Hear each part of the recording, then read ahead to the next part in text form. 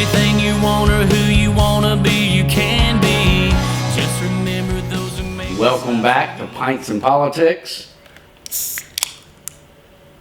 episode 35. Hey, we're getting that well-timed. This is waiting on that sound effect.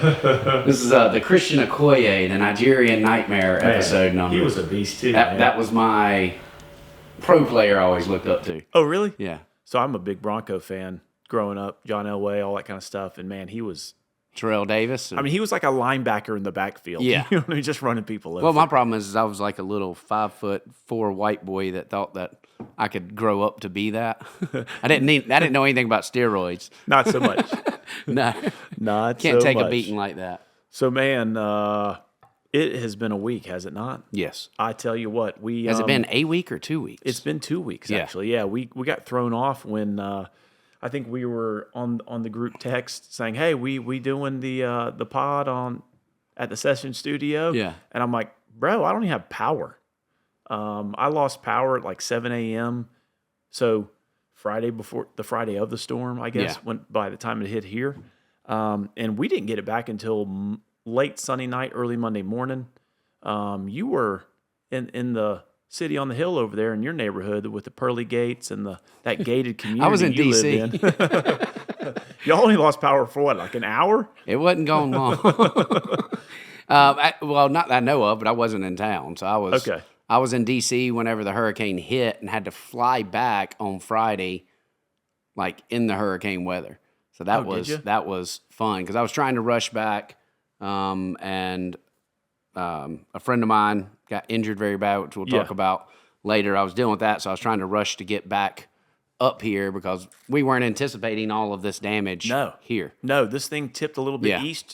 easterly, and, it came a lot further east than folks had originally anticipated, and, man, I tell you. That was a scary plane ride. It messed up the western half of our state. I'd say just west of Lexington County. Don't get me wrong, York County got busted up pretty good, and we'll talk about that. But everything to the west just destroyed. Newberry, Saluda, Greenwood, Lawrence, Edgefield, Barnwell.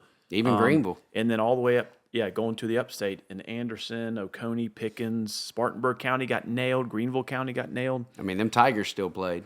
Oh, yeah, we'll talk about that too. Hey, but they canceled class. But we'll talk about the do's You and got don'ts graduation rates the way Clemson does. You don't have to worry about class as much. But yeah, man, let's talk about the sponsor. Thanks for Comer Distributing. Yes. For sponsoring this episode. We are drinking Birdsong Brewing. Cranberry Cozy, sour apple with cranberry. Yeah, what you think? I actually like it. I was a little taken back at first but of course I'm drinking my Mountain Dew whenever I came in. Yeah. So I had a little bit of sugar in my mouth, and I was like, I don't know about that. But since I hadn't had another sip of Mountain Dew, I like it. It's like cider-esque. Yeah, but it's very, very light. Yeah, with a little bit of tartness on that cranberry, but yeah. I made the comment that it's kind of like whenever you get a hotel juice and you let it sit there for a minute. Like that's kind of what it tasted like to me. Yeah, and it's got, folks here in York County and Rock Hill, we have Windy Hill Orchards. They do a cider. It's reminiscent of that. I could see them producing something that tastes similar to this Birdsong Cranberry Cozy. So, I love all the art on the cans. Yeah, the way they do these. So we thought it'd be fitting. Cranberry Cozy. It's a little fall beer.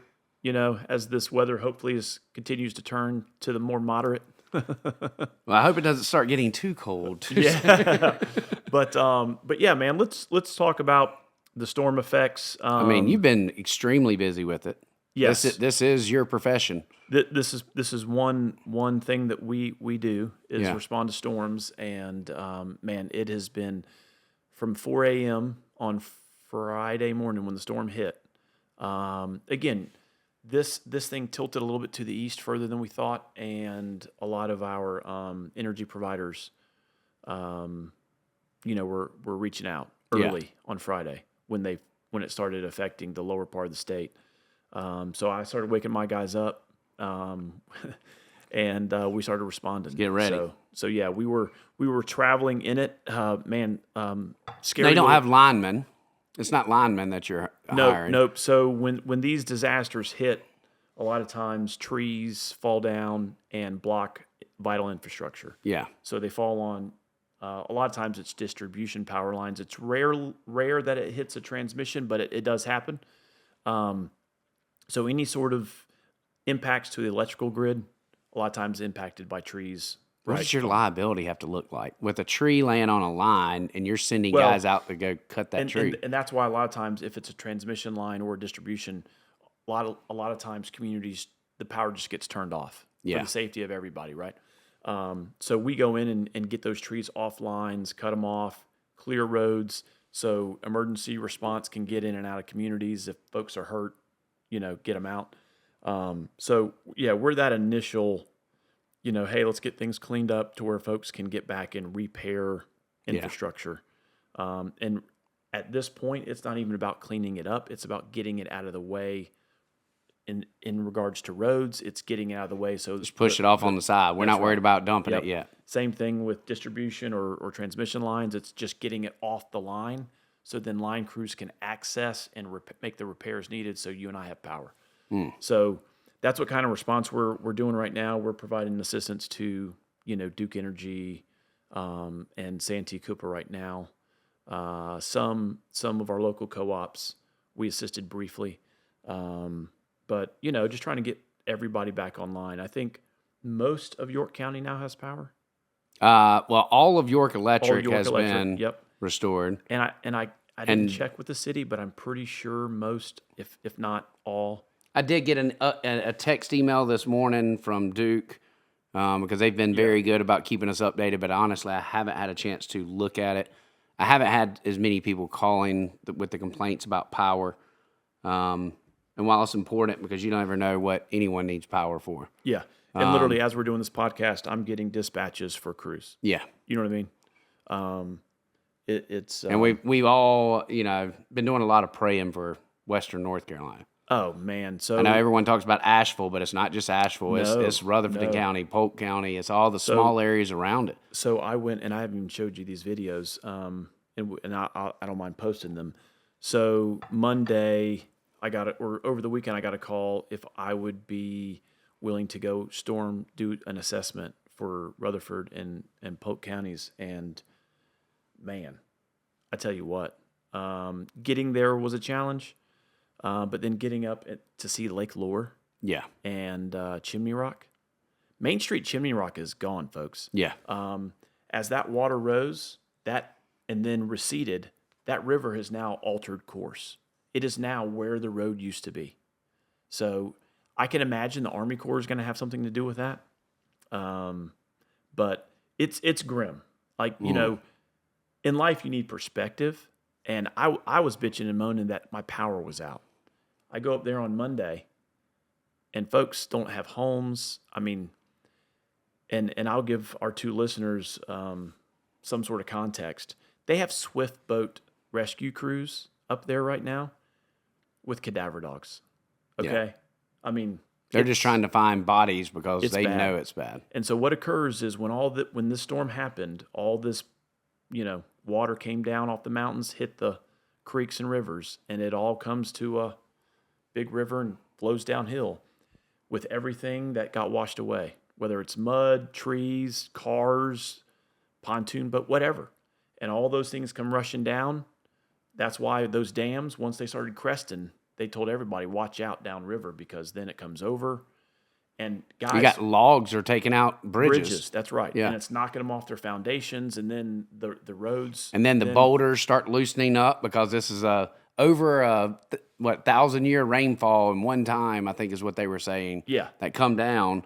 So these boulders that have been in there that are twice the size of your house are becoming free, causing a mudslide, coming down, just knocking down trees. It is a mess. And throwing all that into the water. And so you can imagine if you got caught in your car when this occurred. And so anecdotal story here, I mentioned on Friday during the storm, I started getting the phone calls. Hey, call on all cars. We need help.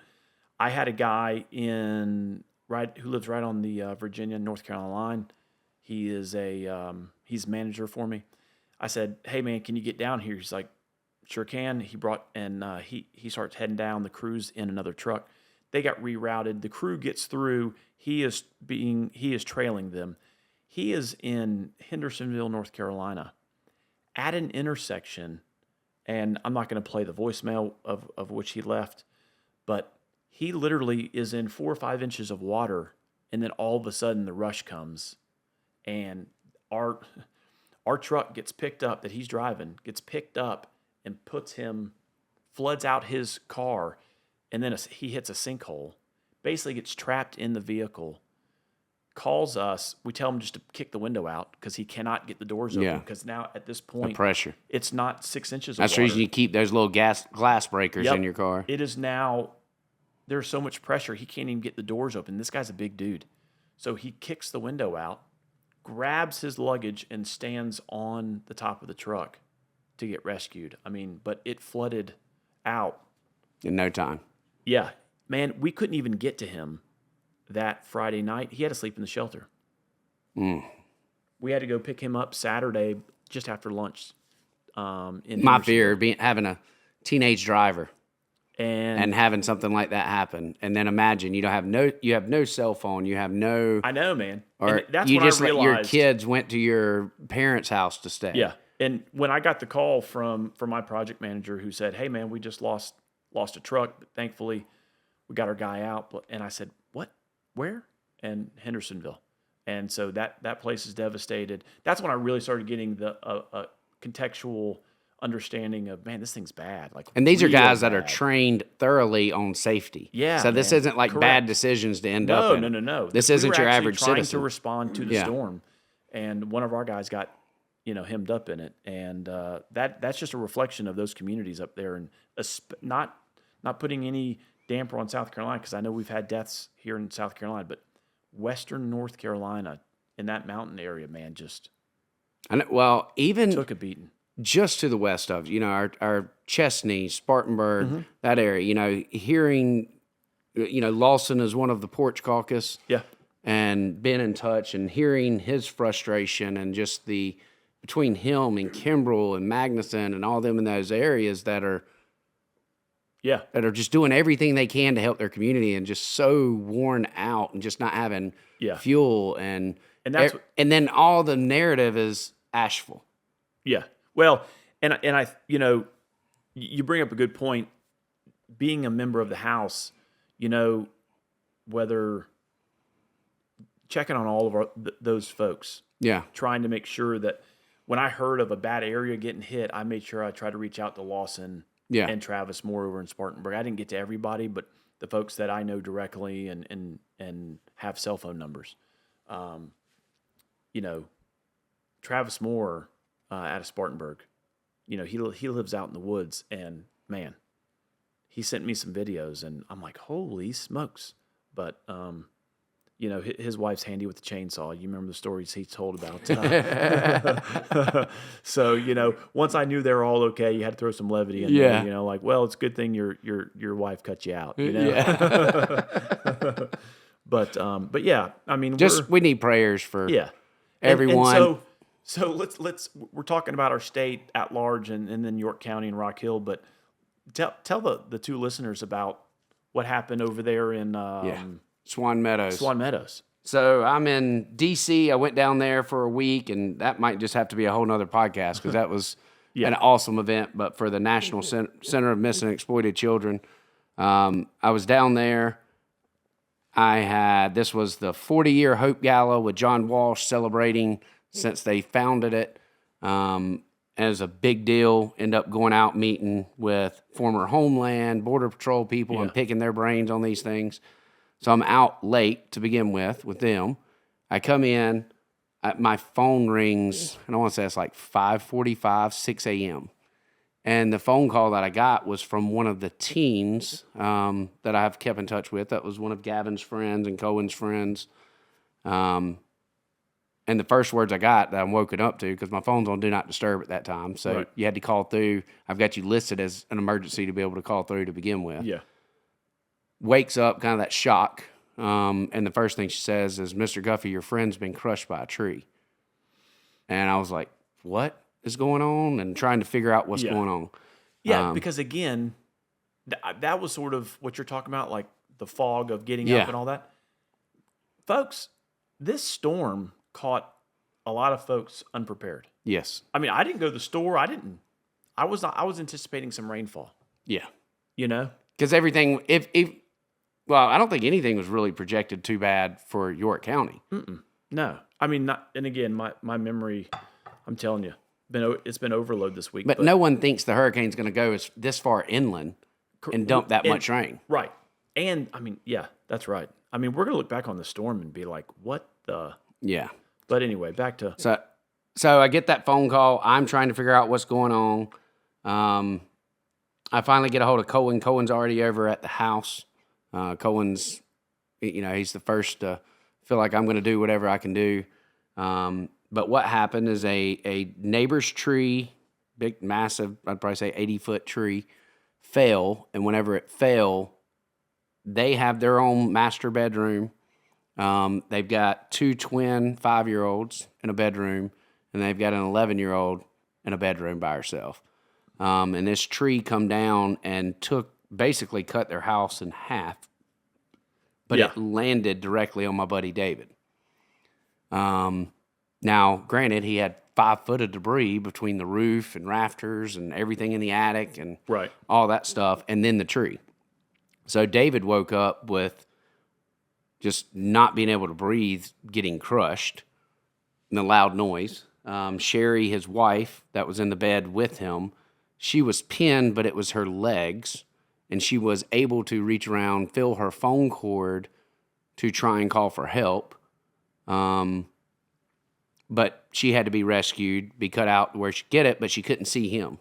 And it got to such a dire point. The 2 5-year-olds, the branches were so large that they were cutting down walls of the house. Trying to. Yeah, so the 2 5-year-olds climb up on a branch, crawl through the crack of the branch, and jump down to neighbors for safety. The worst part, truthfully, is their 11-year-old was so terrified between all the noise. She had been up already 30 minutes earlier and was just sitting in there reading whenever all this happened. And she was yelling and couldn't get it, and she finally worked up the courage, and she thought everyone's dead.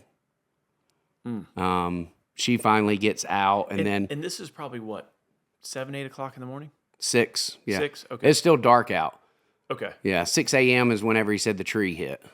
Okay, gotcha. Yeah, because that's, up here in York County, that's probably, I'm just trying to think back in my own personal experience. I'm on the phone, having a cup of coffee or two, and I would say from 5 to 9, 5 to 10 was probably when it was worse here in York County.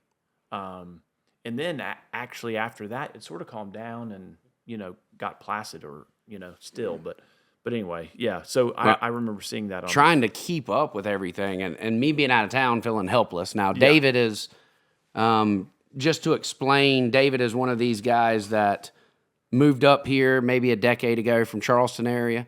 I think he's actually from Goose Creek area. 9th largest city. Yeah. So whenever he moved up, not many friends, wives become friends, me and him become very close friends, part of my men's group. Just a great, genuine guy. So with all of this happening, and especially with it being somebody so close, your heart's going to hurt for anybody. But then you really feel like, man, I've got to be able to do something. And whenever I spoke to his wife, Sherry thought he was dead. Everyone thought he was dead. But luckily, all of our rescue crews got there. They thought that it was going to be so bad. Because they didn't know what type of damage they were dealing with. They were prepping to set up a mobile hospital right outside the house. Like mobile triage. Yeah. Yeah. And whenever they got him out, they ended up taking him to the hospital. He goes through, not a single broken bone. That's the he couldn't breathe because he's literally being crushed. Now, I asked for prayers that he doesn't have permanent nerve damage because he's got nerve damage so severe right now. Like we went to lunch at Ebenezer Grill and he couldn't grab his cup. Wow. But not a broken bone. I mean, and again, just to survive something like that is a miracle. It gives you that perspective. And folks, and maybe we could share some of those pictures. Yeah. on the Pints and Politics page. Everybody knows him as the thumbs up guy, and that was the first picture I got, and I got sent that, I guess, before it got posted. Yeah. But man, I broke down in tears whenever I seen it, because all you see is this massive log, and then you see his hand come up, and he's got the Gavin Guffey bracelet on his wrist with a thumbs up. It was just and I know powerful to me. I know you've seen it, but the house looks like a bomb went off. Yeah. I mean, just destroyed. And I think you're literally laying under what did all that. That's what I'm saying. Yeah. If you look at what's left, and I'm like, there's no way someone survives. Well, he's got an in-laws quarter, because he's a builder. So they built, a garage with the in-law quarters and everything next door. Yeah. But the mother-in-law can't stay there because they're scared the entire house is going to fall and crush it as well. That's how much damage one tree caused. Yeah. So, and he was on Palmetto Mornings this morning. It was good to hear him tell his story to Lucas and that crew. But yeah, we ought to have him come on one day. Especially, I think it would be good for people to understand something like this happens. And I was often say, "Oh, well, they got insurance, or we got FEMA, or whatever. We're doing whatever we can to help." Mm-hmm. But I want people to truly think about this. You just lost everything that you own. Correct. Now, you're thankful for your health, but you've got 2 5-year-old daughters. You've got an 11-year-old daughter. You got a wife. Y'all don't have underwear. You don't have toothpaste. Yeah. You try to go to a hotel, and the hotel says, nope, you live within 50 miles. You can't stay here. Like, you can't it was just difficult, and so many people are willing to help, but you can't spend all your time trying to coordinate help whenever you're just trying to. Yeah. I mean, they're still at the point right now where it's like they don't even have their own peace of mind. Like, I made a joke with Sherry because she's like, I really enjoyed being over here, but sometimes you just want your own space. Like, you just don't have that. Oh, 100%. And especially with the healing of the PTSD, you've got to have some of that. Oh. And, I mean, you can't just sit around the house without a bra on. Yeah. Because you got all these other people just walking imagine, around, I mean, we were, and again, we could have, don't get me wrong, for what happened to us here, I mean, no major damage, clean up yard, limbs, stuff like that. Nothing compares to this. But I mean, just being displaced Friday, Saturday, and Sunday, for our family was nerve-wracking enough because, you have your creature comforts of your own home. And I can't imagine, them moving forward for the next, for them to get their house back in order a year. Easily. And then, you know what I mean? Then are you able to go back there? That's with the insurance not denying the claim or saying, oh, that's not wind damage, that's flood. You know what I mean? And just, so nothing happens quickly, especially during a natural disaster. So I think one of the first things he did was like, I've got to get a phone. But now he doesn't have all of his contacts because he wasn't backed up at the right time. But, not even having a cell phone. So that's in the rubble there somewhere. Yeah. I mean, everything. I mean, he runs a business. All of those documents, all the computers, all of that is just. Yeah, man, that's, and so I don't know them. I think I might have met him, but I don't know them personally like you do.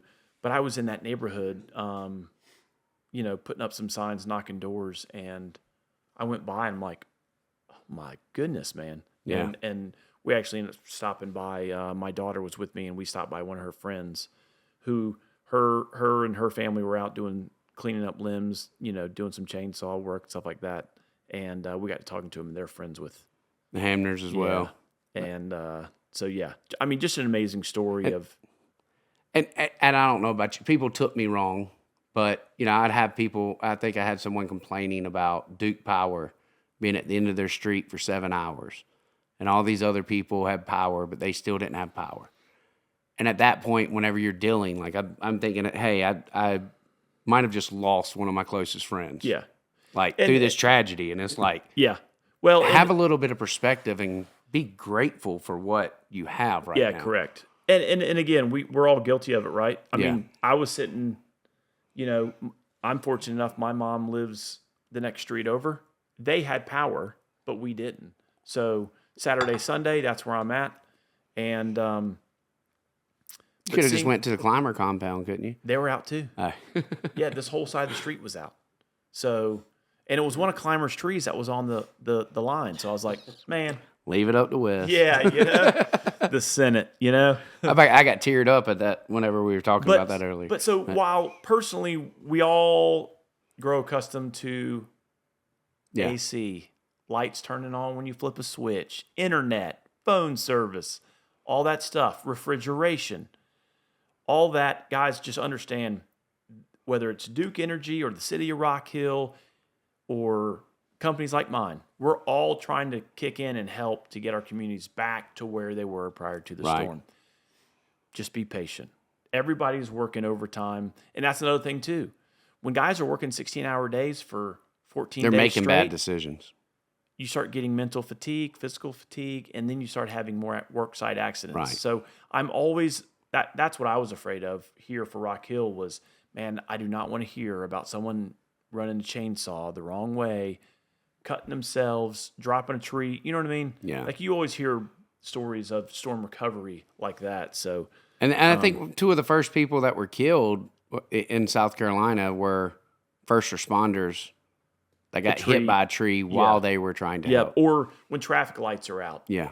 Folks, PSA for the episode. During a storm, if traffic lights are out, treat it like a four-way stop. Yeah. Okay? I don't care if you're on a 4-lane highway like Celanese.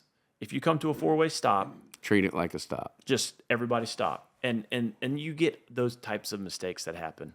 So yeah, this storm was, I think we're going to look back on this as pretty catastrophic. All the old school folks that I talked to who were here during Hurricane Hugo, I was in the low country, everyone says this was much worse for the upstate. So I think time will tell, but for the upstate, I can see it, not for Rock Hill. Yes, yeah, I would say that. So, all right, so we're gonna move on to some. Well, yeah, let's segue from the storm and let's lighten up the mood a little bit. Let's talk about football. Let's go to the quiet storm. I know. We Carolina was on a bye last week. Y'all decided to, despite better judgment, to go ahead and have the Clemson game. Y'all were hosting Stanford in Clemson. Parents' weekend. So everybody is without power, and we drain all the generators to turn on the bright lights so y'all can have a football game. But Clemson is the largest city in the state of South Carolina on game day. No, folks, obviously kidding on that, but it caught some flack. It should. There's probably some merit to the criticisms. But it's also at the point. It pulled some resources of EMS, first responders, ice, beer, water, some essentials to the stadium. But I didn't think about it at the time. I really didn't. But I did see the criticism the following day. Yeah. And then to boot, Clemson decides to cancel classes, but not the football game. So they go on with the football game on Saturday night, but cancel classes like Monday and Tuesday. And so that's what led to me being like, okay, this is getting worse. Well, it's kind of one of them things because that decision is going to be made on a Friday. Correct. Right? You're not going to cancel the game on the day of the game. And a lot of folks like Stanford probably had already traveled. Folks were trying to, with the information at hand, they were trying to make the best decision. That's just the way I always think. People are always so quick to criticize. And even though I would love to knock on Clemson, they probably were trying to make the best decision they had with the information at the time. Yeah. And anyway, they decided to go on with that game. And, like all the high school teams y'all play in the ACC, y'all thumped them. We had Stanford. I mean, the score was 821 40 to -14. 4. I mean, it was our lowest scoring other than Georgia. Yeah. It was the first time that we only scored 40 points this week. Yeah, only. Yeah. Yep. So we went after that Georgia game where y'all gone on a tear. Yeah. I mean, we're just waking up. Yeah. We had to come out of hibernation. But we went 66, then 59 the following week, and then 40 this week. So we're climbing down. But the trap game is coming up this week. Well, it does. Yeah. So let's move on to this week. Y'all got a big one on the road tomorrow night. Florida State, the return of DJ, and Florida State has been horrific.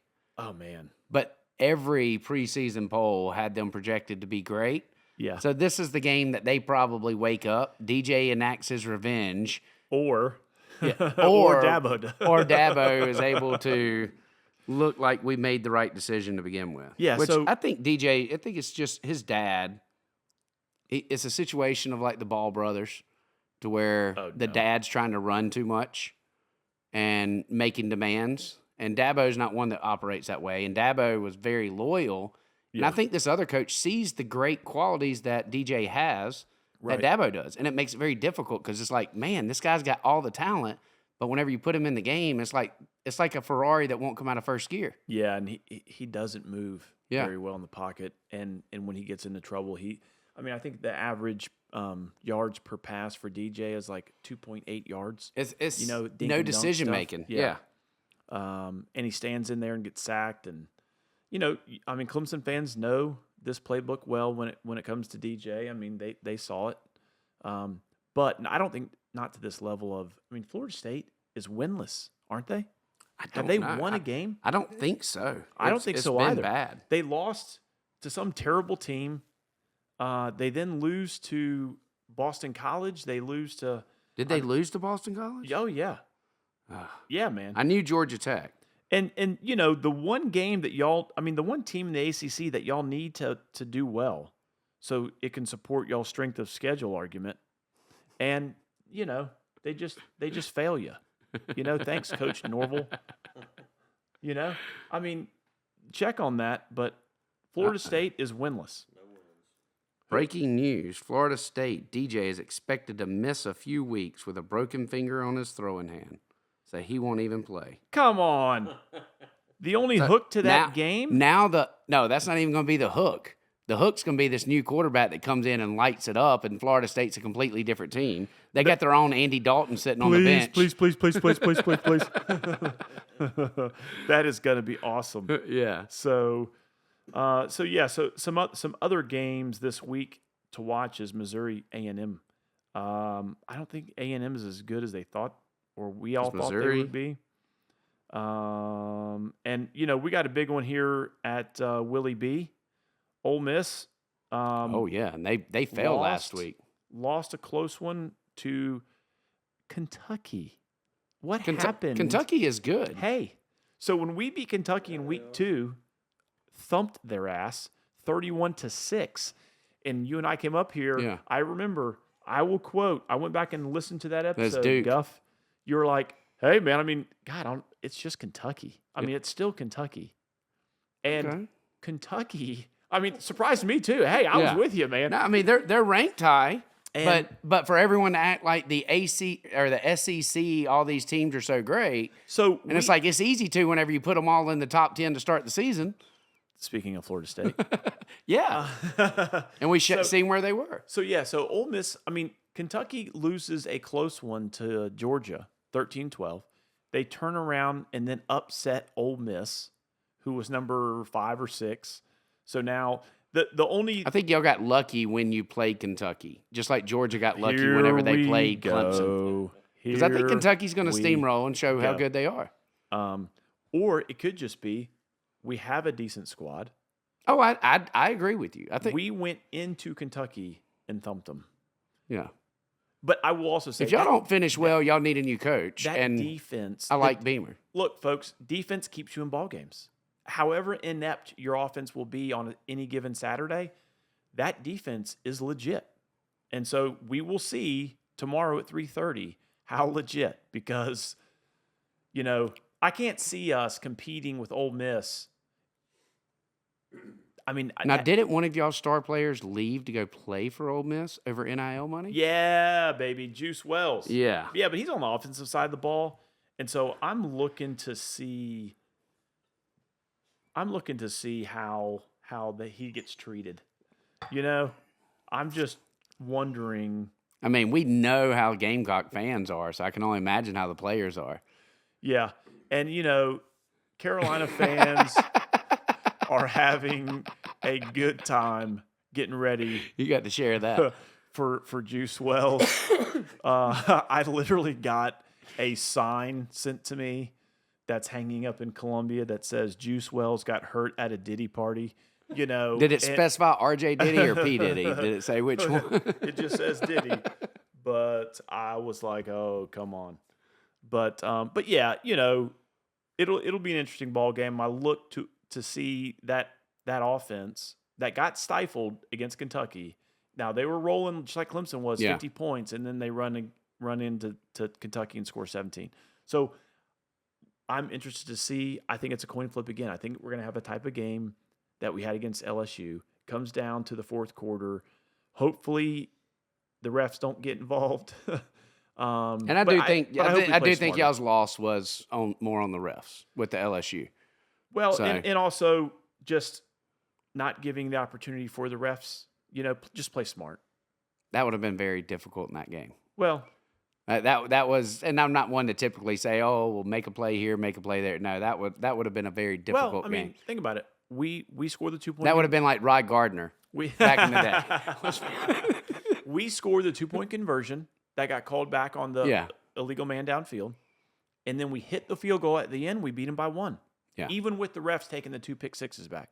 So hopefully the squad comes to play tomorrow. I'm hopeful that we will win a close game. We need the Gamecocks to do good to strengthen our strength of schedule. Yeah, because FSU is not going to hold water for you guys this year. Yeah. I mean, we got Miami. We'll have whoever will be in the ACC championship. Oh man, did you catch that game? No. The Hurricanes and Virginia Tech.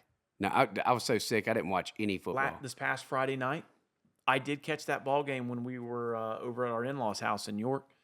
Man, what a ball game! Hail Mary at the end, Virginia Tech. I think it was a catch. It was called a catch. Virginia Tech wins the ball game. Upon further review, come back out and say, nope, it's not a catch. That was puzzling to me. I thought Miami lost that game. And again, not saying it was a catch. And Metallica was live in Virginia Tech. But yeah, it's and the games that Clemson still has. So after Florida State, we got Wake, which Wake is, I would argue, Wake is kind of like one of those Kentucky-type teams. You don't know. Well, NC State should have been better than what they are.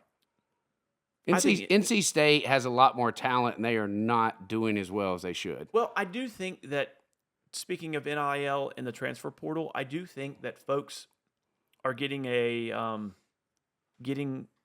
opportunity to see when you transfer a kid in, it doesn't just gel, right? And so NC State went out and active in the transfer portal. I think went and got a kid to QB from Coastal who had a good career at Coastal, and it's just not going. And they got one of the best wide receivers in Constantine over there. So I just think the transfer portal for teams who are in sort of the middle of the road type, 7-4, 6-5 type teams go out and try to sign these kids. It does not mean immediate success. Clemson's historical hiccups have been Wake, Maryland, Pitt. The ones you shouldn't lose to. Pitt replaced Maryland, but it used to be Maryland, Wake, and Duke. Well, I was going to say Georgia Tech or Georgia Virginia. Tech. That triple option was just a pain in the rear. Yeah, it was a flip. It always is, man. But where Clemson used to struggle was we could not stop mobile quarterbacks. Oh, yeah. So, like, Connor Shaw would kill us every time. Because it's like, this white boy shouldn't be able to run, but he would run. Legend. But we still have Wake, Virginia, and then we've got Louisville, which Louisville's ranked 22nd. Then we have Virginia Tech. Then we've got Pittsburgh. We'll get a Citadel game. Hopefully we don't pull off like the Gamecocks did and lose that one. And then we'll face the Gamecocks on November 30th. Why you got to bring up old stuff, man? that was like 18 years ago. What is it you always say? 31, 33, something like that? Y'all don't have... So y'all don't play Miami in the regular season? No. Okay. It rotates between who we play each year. So like, we don't have Notre Dame this year. So y'all have Florida State, and you said you play Virginia Tech? Well, we got, it looks like the heavy, Virginia Tech. And Louisville. Louisville. Those are the two games. Yeah. Y'all should handle Florida State. Hopefully. And again, that is an interesting wrinkle now that DJ's not playing. How does Dabo prepare that defense for a kid there's no tape on? I don't know. I mean, and we saw what they did last year. I mean, Florida State was undefeated. Yeah. So we'll see. Yeah. But so Hey, it's going to be a good Saturday. I did not get to watch any football because whenever I came in, so I flew in, Friday morning. So you got COVID from the DC thing. Well, I got walking pneumonia. Yeah, so I'm up that Thursday, wake up early Friday morning. I have to go in to meet with John Walsh, who does the America's Most Wanted, but they've got a little studio there. Okay. So they wanted to do an interview, some filming in there, sit down and talk about consultation, give me a tour of the facilities, which is amazing. So I'll go in, but I'm still dealing with storm damage. So I'm constantly having to walk out. And I was like, look, guys, I've got to take this stuff first. Yeah, correct. So the only thing I was able to do was film, get to the airport, fly back in. As soon as I land, my first step is to get out in the district. So, like, I landed, drove straight home, put on clothes, and went right out. And I'm feeling like crap at the same time. And then, of course, everything's happening with my friend and the family, and everybody's coming over to our house because there's nowhere to really gather. And then I had to be in Columbia on Saturday at 9 a.m. because I had agreed to judge the IBM Watson AI contest. So it was for scholarships, very impressive. So I bet, man. All of these students competing from across the state, not just USC students. So this is collegiate level. Yes, all collegiate level. And you had, members from IBM, you had influence, you had company representatives. This was career path. Nice. And they set up teams, and everyone came up with what can we think of that we can use AI to solve for good, and what would we implement it in? And there were so many great ideas. It made me miss my early career in marketing and advertising, where it was brainstorming. Oh, right. But everyone wants to solve the world with their initial idea. And it's like, okay, but where do you start? Where do you start? Where do you start? Yeah. And what it did was it started getting my brain going back. And I'm like, okay, so I'm trying to do this nonprofit and I'm trying to solve all of these problems, but where do you start? Where do you start? Where do you start? Like narrowing the focus. Yeah, let's narrow the focus. What can we be most effective at? Compartmentalize. Let's perfect that, and then we can move. So we did that. I love talking to the kids. That excited me. That was one of my favorite things I could do. You know what's so funny? You were talking about your experience at the AI and all that kind of stuff and how it got your brain going. What you just described is exactly what happens when a storm hits for us. Yeah. You know what I mean? Because it's so massive. You got everybody calling you, and you're like, hey, let's just clean up this street. Yeah. Let's just make sure the hospital has power. Let's make, you know what I mean? How can we make the biggest impact? That's right. So, but incremental. That's your skill set, though. Yes. Like, that's never been my skill set to look at all the different options, but your skill set's always like, I could see you taking a massive event and saying, okay, well, how can we affect the most people? Let's get the power on at the hospital first. Yeah. You just start working with emergency. Whereas me, I'm like, hey, that tree's down. Let's get it up. Get her done. Squirrel. But that was fun. But I drove back home and just worn out sick. I went to bed, and I did not wake up until like middle of the day Sunday, which then I had to go to the CSG Masterclass Summit. Where was that at? Actually, my days. That was just in Charlotte. Oh, that's right. That's right. Yeah, so I don't even know if that's the right days that I'm telling you. My days are so ran together. I just have not slowed at all. And I remember you and I were talking what was that, like Tuesday or Wednesday? I think it was. Because you and I were talking and you said you got to be somewhere at 4. Yes. Yeah, so that was earlier in the week because we were trying to do this makeup episode on Monday or Tuesday. Yeah. To try to get.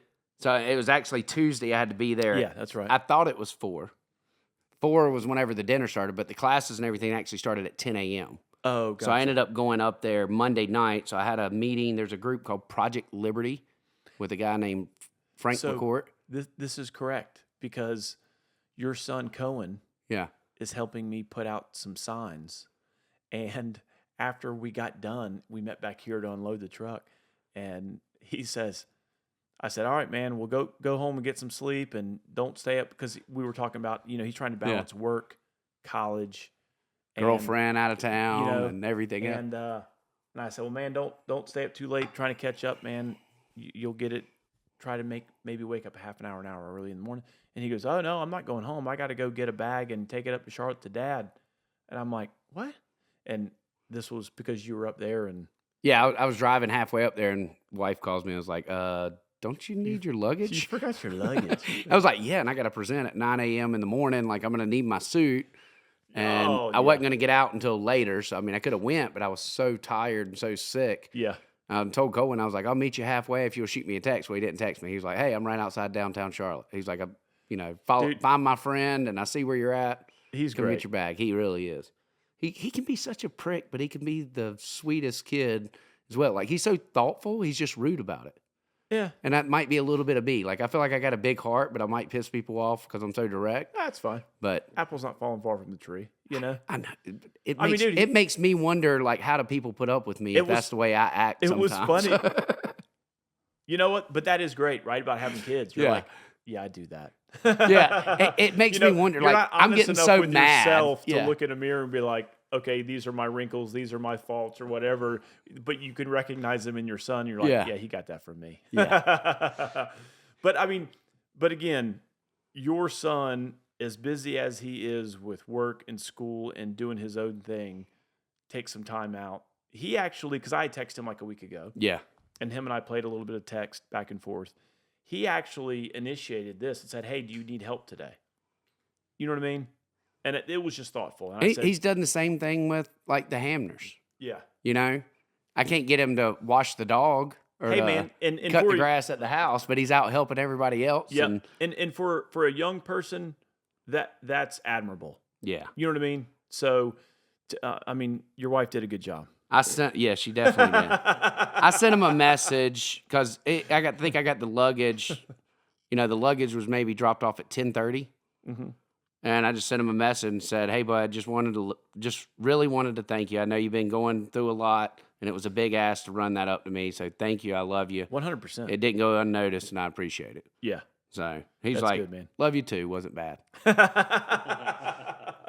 That's awesome. But at least he replied, because most of the time if you say I love you or something, you don't get anything back. Yeah, that's right. Whatever. All right, man. Let's just do a round robin. But before we do, we just both got an email from Speaker Merle Smith, and just wanted to highlight a lot of what we do. Nope. Yeah, no. A lot of what we do as reps, you know, we're out front, some more than others. Yeah. But you know, we get our names in the newspapers. We get, you know, reposted on social media and all those types of things. When things happen in the State House, it's a collective work, right? Not just of members like you and I, but also of staff. Yeah. Trust me, you don't want me writing a bill. Right. Whether it's House Research Yes. or Legislative Council, all of these folks who remained anonymous and unnamed help make us the work product for South Carolinians. You know, I mean, they help us look better than we should. You know, Help us understand. Help us from looking stupid and about a lot stuff. of those folks who go unnoticed is staff that just keep us getting to meetings on time, keeping calendars, Things organized. all of that administrative staff. And we just got notified that Miss Jeannie Potter is retiring after a long time of service to our state government, and also Began Kershaw. in 89 in the state. Was with Kershaw County Sheriff's Office prior to that. Yep. And, you know, I think, so personal segue is I met Miss Jeannie Potter when I was a college student back in the 90s when I was paging at Ways and Means, House Ways and Means. And man, So Chief left all that information out whenever we decided to run. So I think he's just as ignorant as I am whenever we get down there. But he knows his way around. well, and it's a funny story is when we go down for I think when both you and I win primaries, didn't we go down to Columbia just to have like sort of a lunch with the speaker and his staff, and some of the staff are at the door as we're walking in, and I see Miss Jeannie, and you know she has her hand sort of like, "Hey, welcome," and I was like, "Come on, Miss Jeannie," and you know, I mean, this is 20-something years ago, and I said, "I can't believe you're still working here," and she goes, "Wait a minute, were you one of my pages?" You know, And so she was one of those ladies who had the heart of gold. I mean, just really big heart. But man, tough as nails. Yes. She kind of reminded me of my mom in the sense of, man, she just means the best. But when she tells you to do something, you better do it. Yeah. You know what I mean? You know. And I don't say care that with all due respect. Because, what level you are. Yeah. You do not tick off Miss Jeannie. Man. So just as a young man, and then even as a member, man, it was just always great to work with her, to talk with her, just catch up a little bit. And I know I speak for the house just in general, and for you and I. Congratulations, Miss Jeannie, on your retirement. I wish you all the best in anything you do here in the future. But I hope you take some time to yourself and relax a little bit. Enjoy some life. Yeah, so don't worry about all the drama we've got going on. So I'm sure we'll see you around, but yeah, we'll definitely miss Miss Jeannie. Yes. And last week we got the notification about Patrick Dennis. Yeah, leaving as well. Yep, and he's been in state government too. I forgot about that. It being not this week. But yeah, so Patrick Dennis is moving on. Yeah. He's just moving on into the private sector. Yep. But, I mean, he's the chief legal counsel for the speaker. So the speaker's going to have, if he is the speaker, we'll have all new staff. Whoever the speaker is, we'll have all new staff. Yeah. And there's I'm bunch confident of smart, in Speaker Smith, capable folks already in that office. So look forward to working with Haley and Steve there in the office. So, well, man, let's get to it. Let's just do some round table stuff. No particular... the vice. Should we talk eyeshadow first? Yeah, the vice presidential debate was this past week. I got to watch. I'd say a majority of it. It was here and there. My daughter was in and out trying to get kids to bed and this, that, and the other. But I don't think it was close. I thought early on you could tell it seemed like the stage overwhelmed Walz. Is it Walz? Tim Walz? I don't know. Anyway, the Democratic candidate for vice president, he looked overwhelmed. He looked like you and I would maybe on that stage. You know what I mean?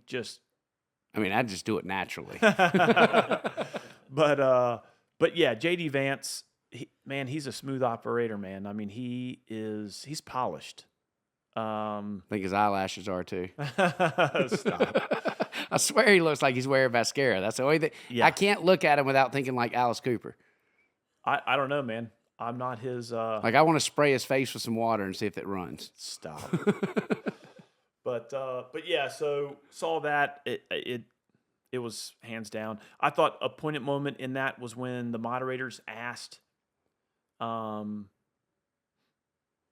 VP candidate Walz if something about he took trips to Hong Kong and China as a younger person. I think for he was a teacher and it used to take some students there. Well, he ended up fibbing on some of that stuff. Like he said he was there during the Tiananmen Square, pro-democracy protests, and he wasn't. And so they point blank asked him, and he threw out a word salad. I literally turned to my wife and I said, wait a minute, was he asked if he lied about being in China during the Tiananmen Square protests? And he's talking about what kind of laundry detergent he uses. I mean, it was just so off the wall. I mean, it's Kamala. But hey, and again, I know moderators a lot of times get critiqued, especially by the right, that they're not being fair. But they didn't let him slide. They said, so wait a minute. Did you lie? They stuck on it. And he was like, well, I was a knucklehead. I've said I misspoke. And that's what I'm sticking with. And then just awkward silence. So... and I'll be honest, I could see that being me on stage. But I'm the type that if I, especially not traveling much, I could see me going to China and being there and then an event happening very shortly afterward and my brain tying in that news media with me being there. And I'm thinking, okay, I was right there where I seen that. Right. And then as I'm telling the story, it's like I'm there in the moment. Yep. And then it's like, okay, that was but whenever I get done, I'm like, dang, that was not true, but I'm really going to look like an idiot. Well, yeah, it's like I'm going to look like an idiot if I go back and try to explain it. Okay, so let's now take what happened to J.D. Vance. So J.D. Vance, everyone knows it's on the record, it's on tape, it's in news articles everywhere. He was not a Trump fan, right? Yeah. When Trump ran the first time, he was an anti-Trumper. He did not like Trump. He critiqued him. I think maybe fell into this sort of routine of, I'm not sure if he called him Hitler, but something close to it, right? And he was asked about that during the other night's debate. You know what he said? What? I made a mistake. I believed the hype. I believed the mainstream media. I believed all of the things that I read in mainstream media. But after getting to know him and being in the Senate and understanding these policies and how they impact our country, I made a mistake. Yeah. And that's why I agreed to be his vice president, and I'm proud to support him. That's how you handle when you make a mistake. It's what? I tell my kids this all the time. Own it, learn from it, and then move forward. It's what about 10 of our freshman Freedom Caucus members should have said. But so yeah, clearly J.D. Vance handled his business. And I thought he did a very good job of actually demonstrating what I believe conservative Republican policies and positions look like. You know what I mean? He's young and articulate. He can say, hey, I think you're wrong, but Tim, this is where I think you and I agree. This is some common ground, and let's focus on that and see if we can make a positive impact that way. And that's the way our generation, that's the way we think. We've got to make things work. You don't have to sit and throw bombs and light the place on fire. Even if you disagree with 80% of what something says, he focused on the 20% and says, hey, let's try to build on some common ground here and move forward. So, but yeah, he did a good job there. In other news, man, Iran launched 200-something missiles against Israel. Yeah. I'm glad. Are we going to end up in a conflict? I hope not. I mean, I know a lot of things are moving that way, but at some point we've got to call evil evil. Yes. And just break it down to what it is. It's not about Hamas, Hezbollah, or whatever. It's evil, okay? When folks are using human shields, right? When you're hiding ammunition and missiles in daycare centers and hospitals, that's evil, okay? Mm-hmm. And I'm not going to get into the politics of Israel and Palestine and again, let me back up a little bit. When I say Palestine, I'm talking about geography. I'm not talking about Hamas because that's different. Hezbollah, that's different, right? Those are political movements. I don't think they represent Palestinians, quote unquote. But yeah, at some point, and this really looks like Israel is just doing their own thing, right? We've always been, it seems like, connected at the hip ever since I was a kid. Yeah, we were always Beirut during Reagan. Yeah. We're supposed to protect Israel. Yep. It looks like Israel understands that this current administration is supportive in name only, and they're doing their own thing. They should have known whenever they gave them all the money before. And we don't have a lot of time to get into it, but I'm really learning a lot in reading some of these articles about whether it's United Nations, humanitarian funds, and these nonprofits and NGOs. We could have built a country with the money that's been invested. Are you saying what I often say, and that is money laundering is going through our foreign aid? I'm just saying that where has all the money gone when Israel agreed to get out of Gaza and the West Bank? We tried to, again, maybe not the U.S. alone, but through the UN and some other international agencies, we have tried to basically stabilize those regions that are known as Gaza and the West Bank. To what end? Yeah. Thugs and mobsters in the name of Hezbollah or Hamas have come in and taken it all. Yep. And I mean, we left it in Afghanistan so they could have it, but it's wild to think that some of these political leaders of these quote unquote, whether it's PLO, Hamas, Hezbollah, whatever, are some of the richest people on the globe. And everyone's still, and there's still kids up in wherever, Columbia University or wherever in New York City, waving this Hamas flag. And I'm like, come on, man. Well, yeah.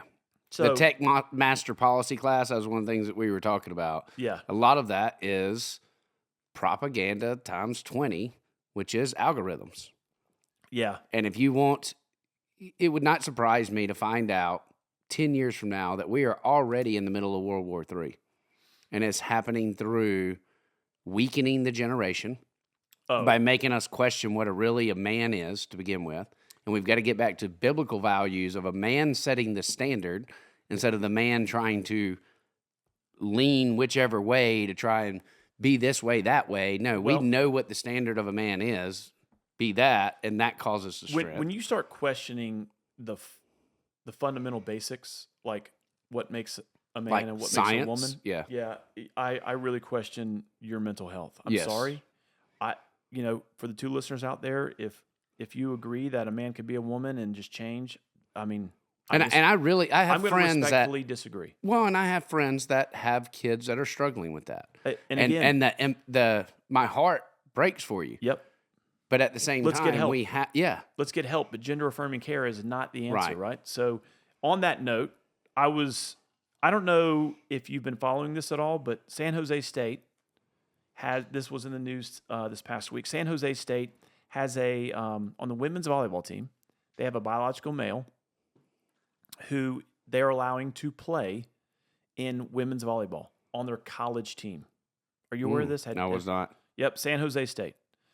This player goes by the name of Blair Fleming. Biological male playing on a women's volleyball team. And I said this... kind of like the Riley Gaines thing? Actually, during session, I had mentioned something about it's going to take women, like, back up, Leah Thomas. Everyone knows that story, right? Riley, that basically was the foundation of how we know Riley Gaines. Riley Gaines was an excellent swimmer, I believe, at the University of Kentucky. Yep. She was a badass swimmer, okay? Tied and still had to give up. Tied Leah Thomas, the biological male swimmer, and they asked her to let Leah Thomas hold the trophy and claim first, which she did. I think she, and again, she's in the moment. Yeah. It happens. Got to make right? a decision. Yeah, that's right. But I think I mentioned it at the time and got some criticism from one of our members who are in the Freedom Caucus about how it's going to take women athletes standing together and not participating in this farce that is women collegiate sports. And I think I got criticized by a member saying that's not fair to women athletes and blah, blah, blah. But I liken it to the civil rights era of in our country. When black people started standing up and saying, I'm not participating in this inequality anymore. I'm not going to participate in this economy. I'm going to stop riding the bus, right? Everyone knows about those bus boycotts. That started a movement that made the unaffected populations, the white populations, realize what that was doing to those people, how it was dehumanizing them, right? And so the point was, I think it's going to take women's athletes standing together for other women athletes to show the inequality of this. To stand up to the white liberal women that are advocating for it. Well, so that's what's happening. This is now the University of Wyoming this past week, or I'd say in the last 10 days, said, nope, we're not playing San Jose State in women's volleyball. That's the third team in the Mountain West that has now stood up and said, we're not doing it. We're not participating. Well, I mean, we had the male in North Carolina that was playing volleyball that cracked the girl's face with a spike. Right.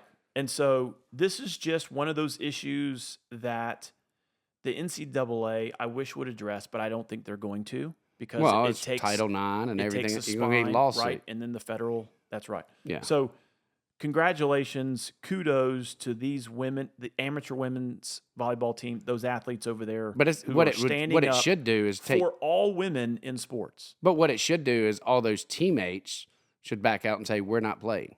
Well, we're not walking into a locker room with a biological on San Jose State. Yeah. So that's what it should do. Again, I just wanted to highlight that University of Wyoming volleyball team because for standing up. It takes guts. They forfeited. They actually took a loss, but some things are more important than a win or a loss. Yeah. When it comes to athletics. So kudos to the University of Wyoming there. Last but not least, here locally, man, that Longshoreman strike, that got a lot of news. Folks talked about it shutting down the economy. Talking to one of our local car dealers here, talking about how that was going to jam up, making repairs, doing body work. Which is going to raise insurance costs. All of those things. Yeah. So that thing sort of came in and left as soon as it got started. It was a horrible time. I think it officially started on October the 1st. Yeah. It is now Friday, October the 4th. And it's over. So I think it got announced, late last night maybe, is when it started leaking out that it seems that the Ports Authority here in South Carolina and also all around the Eastern Seaboard and that Longshoreman Union has reached an agreement. I think they raised some wages. I think they also agreed to, and I don't know all the details, so we need to maybe follow up with this, but something about using technology and innovation to cut jobs out. Yeah. Right? Which I'm like, wait a minute. It's kind of the purpose. What? Well, one of the problems with the technology and innovation that I've heard from people within the ports is bringing in this Chinese technology. That is gathering data. Cameras and monitoring everything.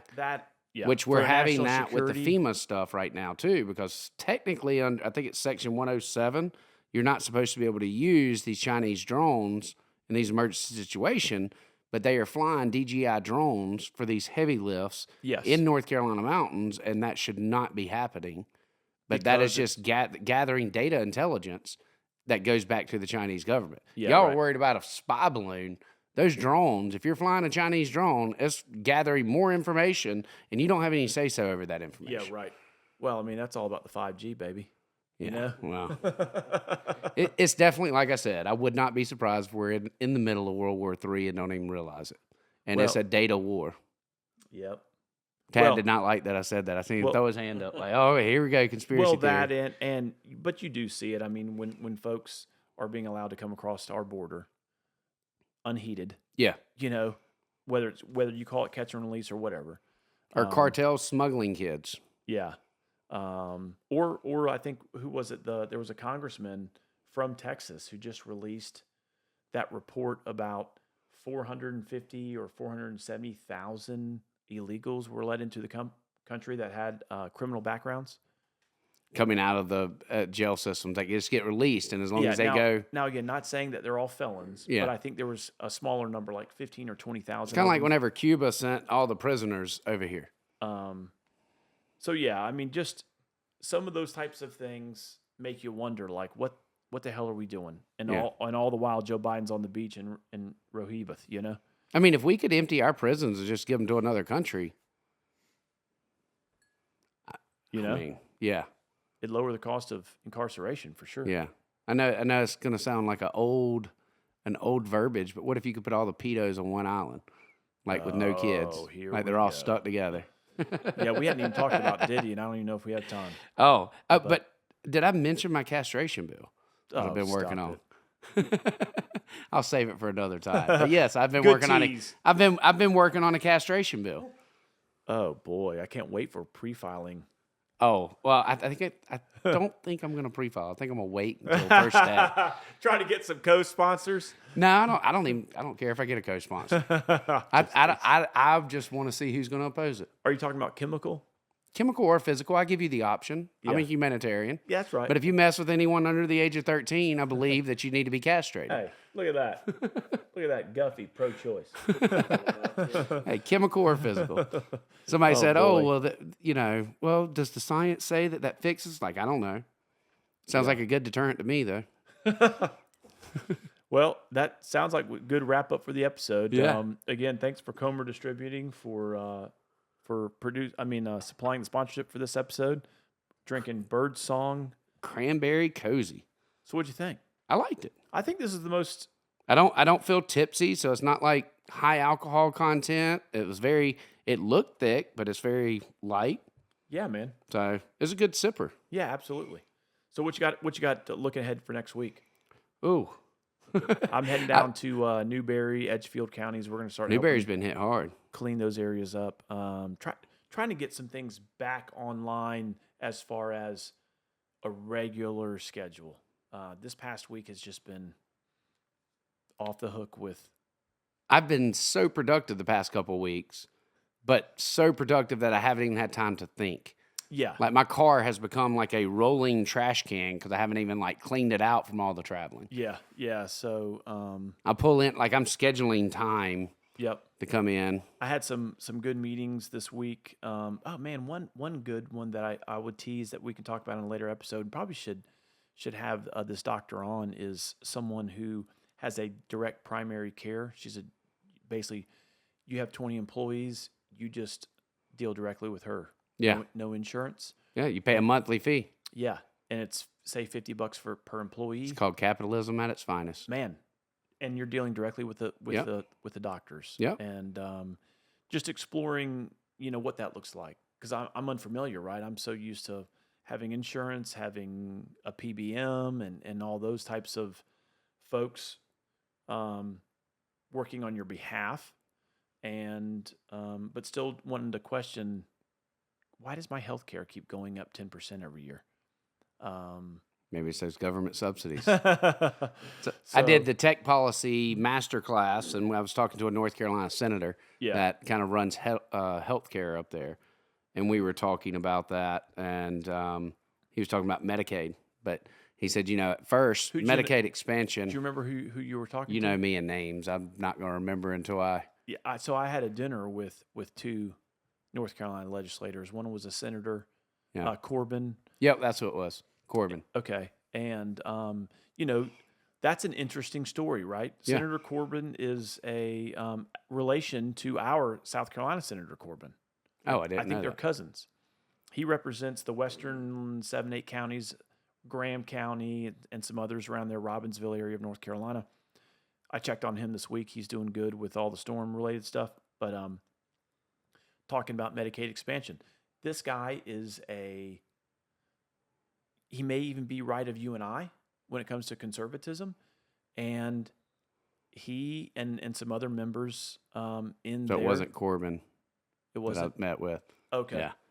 But they, skeptic, right, of Medicaid expansion. And again, I don't know enough. They were, and then they became fans, but now they're becoming skeptic again. Well, this is a dozen years in the making, right? They didn't make a rash decision. They started having conversations of Medicaid expansion. What does it look like? How do we better our situation here in North Carolina when it comes to our citizens who might be below average median income, things of that nature.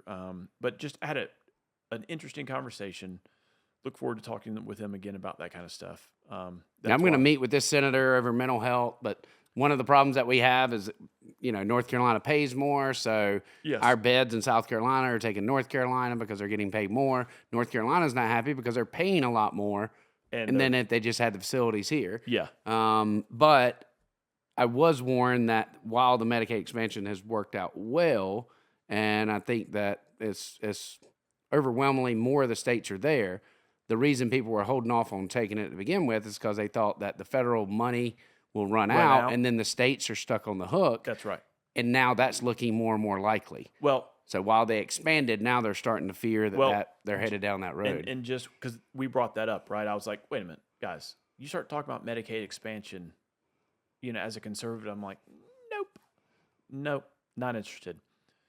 In the North Carolina legislation, they put a backstop on it. In that circumstance where federal funding dries up, it goes back to the original, I call it a formulary, but it's percentage of pay from federal to state. So that would be good. In the case, if federal funds were to, instead of a 90-10, it reverts back to 65-35 or whatever it was pre the Medicaid expansion. So, and the great thing is conservatives thought about that. They said, wait a minute, if we do that and the federal government keeps spending the way they're spending, they're going to eventually run out of money. And then what happens? We're going to be on the hook for this expansion. Nope. Right. In North Carolina, they put a backstop that it reverts back to pre-expansion. And I love these master classes where you get with whatever the industry is, and you're learning from other states. And again, not advocating for a position of Medicaid expansion or not. I'm just saying that came up in the dinner conversation. But these are conversations that you have to have on any policy. Yep. And here's another thing too is I remember I talked to another member who's a Republican conservative, and I remember just recounting some of the conversations I had at this dinner. And it was like 8 people, and it wasn't a big dinner. And he said, "Wait a minute, you're really having that conversation?" And I said, "Yes." I said, when did we stop having conversations? Whenever we started getting worried what people thought about us by looking at talking to somebody. Exploring ideas that could provide solutions. Right. I'm not saying it is a solution, but when did we stop questioning things? Yeah, let's ask the question and let's see where it goes. What the hell is going on where, we can't ask hey, is there a way that we can do this better? Is there a way that we can deliver Did Fox News not tell you the best way to do it? Or is there a better way that we can deliver these things to, whether it's patients when it comes to healthcare or, mental health, for instance? There's got to be a better way that we can provide mental health to folks, especially folks who cannot afford the skyrocketing costs of healthcare. Correct. So, or at least to have a backstop. We don't want to be for people to rely on the government, but there needs to be some support for those in times of need. And I would almost say it's our job as legislators, elected officials, to question things. Yeah. To question the way things have always been done, right? If you stop asking questions...